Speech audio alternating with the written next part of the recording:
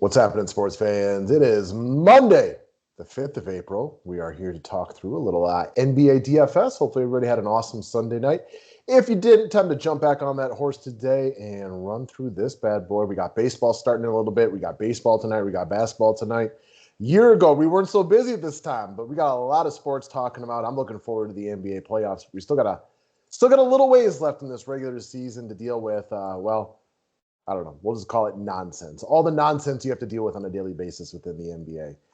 All right, guys. If you can, click the thumbs up on the video. And if you don't mind, come play with us over at Drafters. We got a baseball draft with all of our customers scheduled for a few minutes down the road. Sign up. Use the promo code DFS5pack. Excuse me. Otherwise, we got a basketball draft scheduled for later in the day as well if you would be interested. And very importantly, the good people over at Drafters want us to announce that they have a early NFL best ball running right now. $5 draft, $30,000 in prizes. There's going to potentially looking to be massive overlay in this contest. So good odds to get some money out of that one. Go check them out. We do have weekly memberships now for you guys. We took away from the daily. We do now have weekly memberships available through the website. If you want to take advantage of that, it is up there at your disposal. Subscribe to the station if you're new to it. Let's talk about some of these plays that we got today. Cash lock for the day, McLaughlin of the Minnesota Timberwolves, priced at $4,400. Big time chalk Saturday night. He was in almost everybody's lineup.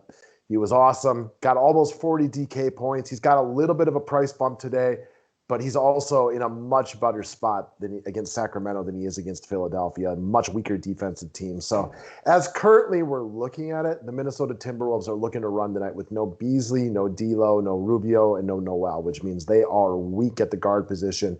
In all likelihood, going to need to run McLaughlin probably for 35-plus minutes again. So any point guard running this number of minutes against Sacramento is in a good spot. This is a huge upside game with these two teams right here. I'm not normally the kind of guy interested in spending this kind of money with McLaughlin, but when the dude's got to play 35, 40 minutes, like in this atrocious D and this pace of play, rock and roll, guys. There's a bunch of Timberwolves guys in play tonight, and McLaughlin is going to be the cash lock. But the next guy I like a lot, and I rarely like this guy, is Karl Anthony Towns. He's got to be just a monster focal point of this offense today. You know, really, it's going to be a lot of him, a lot of Anthony Edwards. He's playing well. He's got a monster history against the Sacramento Kings going back years. The Kings give it up to bigs. They give it up to guards. They give it up to forwards. They give it up to everybody. They are one of the best teams to attack in the association. Game is in Minnesota, so I don't know about you guys. This one sets up to be a competitive game in my eyes. Now, in the modern NBA, anything could happen. Buddy Hield could go nuts today, and this game could be over early. The other way could work around too. I just think Karl Anthony Towns at 10-6 makes a lot of sense tonight. I expect him to walk into at least 50 DK points right here. This is one of the first times I'm going to roster him all season, and he is an absolute I think he's going to be a beast tonight. He should go off against the Sacramento team in this situation.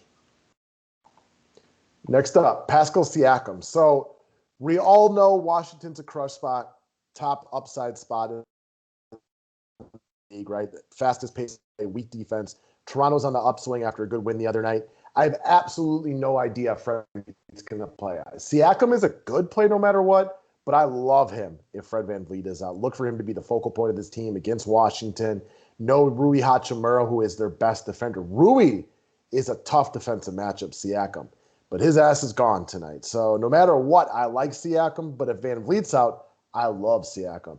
Upside everywhere in this game. He's coming off in an elite game where he was nothing short of magnificent in 3 quarters against Golden State as they routed them.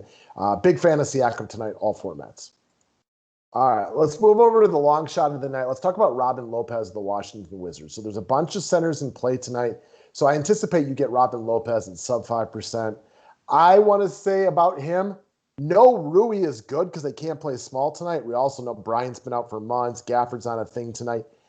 He's better than Alex Len, but I like Lopez a lot more if Beal is out because then in that situation, they need somebody else who can participate. Look at Lopez's last 3 games. He's been really good. He's actually not a bad DFS play, and when this team is so short on bodies, he actually really has a much bigger role on the team. So I like him a lot better, substantially more without Bradley Beal. There's a bunch of centers in play tonight. I could absolutely see Lopez outscoring Stewart. That's more of a long shot. but I would only even consider Lopez if Bradley Beal is out. I think he moves down to like way too much of a long shot if Bradley Beal plays. So see the last 3 games. He's played really, really well, and this is an absolute upside game. All right, let's talk about Theo Maledon. It's more of a long shot. Now, I don't think he's a long shot to play well, but because of guys like McLaughlin, potentially Russ Westbrook, James Harden, he's not going to get as much love as he should tonight. The Oklahoma City Thunder are stuck running with 8 guys tonight. He's going to have to play big minutes no matter what happens in this one. I could definitely see the Detroit Thunder Pistons versus Thunder game working out in a variety of ways. I could see this one being tight and high scoring, tight and low scoring. I could see either team running away with this one. These are 2 teams in obvious tank mode, so it's really tough to know what to expect out of them. But Maledon's a guy playing for an escalation within the NBA world. So he's had some nice games lately. I expect him to play hard tonight. No Shai Gilgeous-Alexander, which we all know. Roby, there's no Baisley. They are shorthanded tonight. Expect Maledon to play good minutes and potentially give you nice GPP upside right here. All right, guys, that's what I have for Monday. Best everybody today. Memberships available through the website. Members only available for all paying customers. Click the thumbs up button, and we will talk to you guys again soon.